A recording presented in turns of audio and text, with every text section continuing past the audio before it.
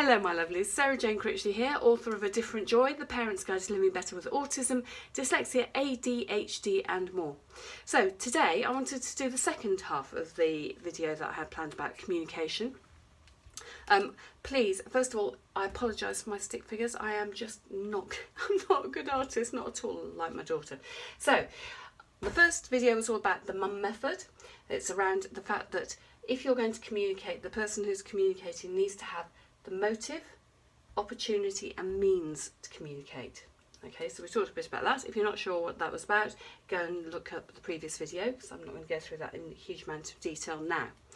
The second thing I wanted to talk to you about was what are the barriers to communication.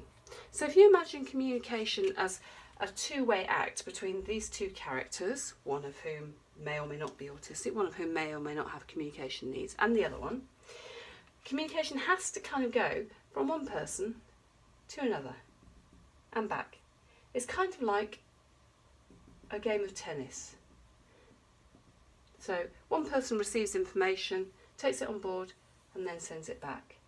And ideally that would work very easily and very straightforwardly. But actually what often happens is that there are a number of things that can get in the way. So what are those things that can make a difference? The first thing, and I'm going to write it in red, is fear.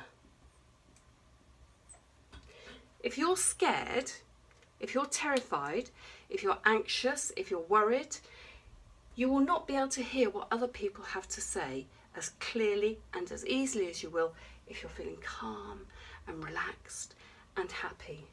So fear gets in the way. If you just imagine if somebody came running towards you with a knife and then somebody at the other side was talking to you about, I don't know, a train timetable or what you're going to have for tea, you would not hear what the person at the side was saying to you. You would hear, you would see, and you would respond to the person who's threatening you with a knife. If you have fear, if you're scared, you will not hear anything. So the first and primary job in communication is to make sure that both parties are okay for that communication. The second thing is around language. Now these aren't necessarily, as we go higher up, in so much of an order, but here, if you don't have a common language, a way to convey what you want to each other, it makes it very, very difficult to have an effective communication. So I'm not necessarily talking about whether you're both speaking English. I may be talking about whether you're using a method of communication that both of you can understand. So say, for example, one of you might use incredibly long words and the other one may not be able to understand those. Or one of you may be using a PEC system or a picture exchange system and the other one doesn't know what that means yet or doesn't understand what that is. Or one of you may be communicating purely through your body and the other one may be looking to try and use words to communicate. And you don't know whether that's actually going to be successful. But if you're not speaking the same language, it's actually going to be much, much more difficult. And part of what's really important is to work out which language you're using and that it is a functional, sensible approach for both of you. The next thing I wanted to talk about was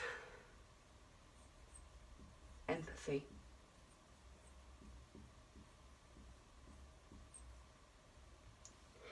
Very often, one of the things that I find in some of our communications is that we just don't want to hear it.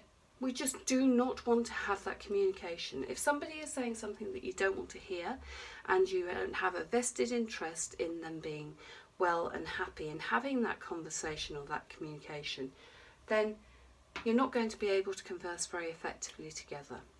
And I see that a lot in the way that schools interact with students on a lot of occasions. So they may be passing the factual content of the conversation, but they're not necessarily understanding the position that their student is in.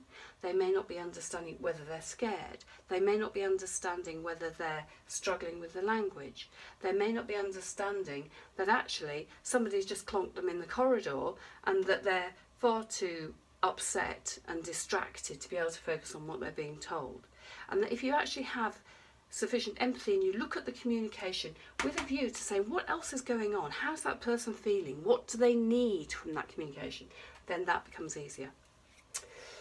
So the next thing, assuming that you actually want to listen and that you're interested, the next thing is, do you have appropriate listening skills? Now, some of this will depend on whether you're using verbal skills. Some of this will depend on making sure that you understand how the other party is feeling and how they wish to communicate. So, for example, if you're working with somebody who is pre-verbal, who speaks using their body, your listening skills are going to be around what does that young person do when they are feeling happy and content? What does that young person do when they're really unhappy and stressed? What does that young person do when they're really just not interested and tired? How is their body in that particular communication? What does their face look like? What position's their body in? Are they turned away from you? Are they turned towards you? Are they giving you the cues that you need to know for you to be able to communicate? And if you're talking verbally, it may be that you just aren't giving them time, when you give them part of the conversation, for them to think about what they might want to say and then to come back to you. So there is a big thing about allowing extra time and making sure that your language is appropriate so that you give the other person a chance to respond. We have this in relationships all the time. As a husband and wife team, we kind of sometimes will notice that if we want to get something off our chest, we may just run through the list of 68 things that aren't right, and you'll go blah, blah, blah, blah, blah, blah, blah, blah, and you actually aren't going to be communicating with the other person. All you're doing is you're venting. You're communicating the fact that you are unhappy with something. You're not actually communicating content in a way that that person can deal with it. So one of the things that we learnt in our family is that if you want something to change, you phrase it differently and you allow time and space for it to happen.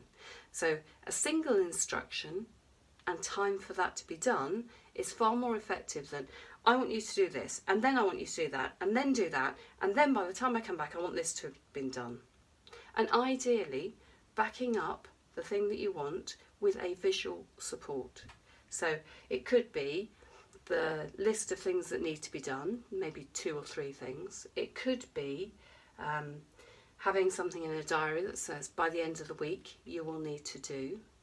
Or it could just be one thing with a specific physical prompt. So it could be, here's your pencil case, I need you to pack your bag for school tomorrow. There's your prompt, do that. Just one thing. All around listening skills, that one. And finally, the thing I wanted to talk about, which I think we underestimate, particularly when you're going into a relationship or into a conversation with somebody that you don't see hugely often, the way that plays out, if you've got past experience with that young person or with that person, that conditions what you will expect them to come back to you.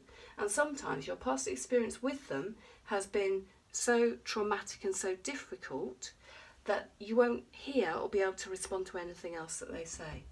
So some of my autistic colleagues have talked about having post-traumatic stress disorder as a result of specific things that teachers said or did to them when they were younger. And they would have extreme difficulty in being able to enter that room again because that experience had been so traumatic for them. So the chances of having effective communication in that context, 0. Absolutely 0. Nothing.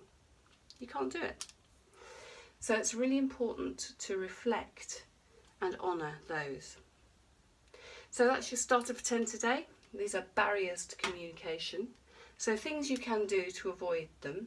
Make sure whoever you're talking to is comfortable. Use a language that works for both parties, whether that's verbal or non-verbal, physical or spoken. Make sure you understand what condition that young person's in, or your partner, or whoever you're talking to, so that you can have mutual empathy and you start from that position. Make sure you listen and don't just talk. And honour and reflect on what the experience has been and see how you can do better next time. It's all a learning experience. Anyway, I hope that serves you. I hope that's been useful to you. Let me know if there are any thoughts you have or anything that you'd like to add to the list. Have a really great week. Take care. Bye.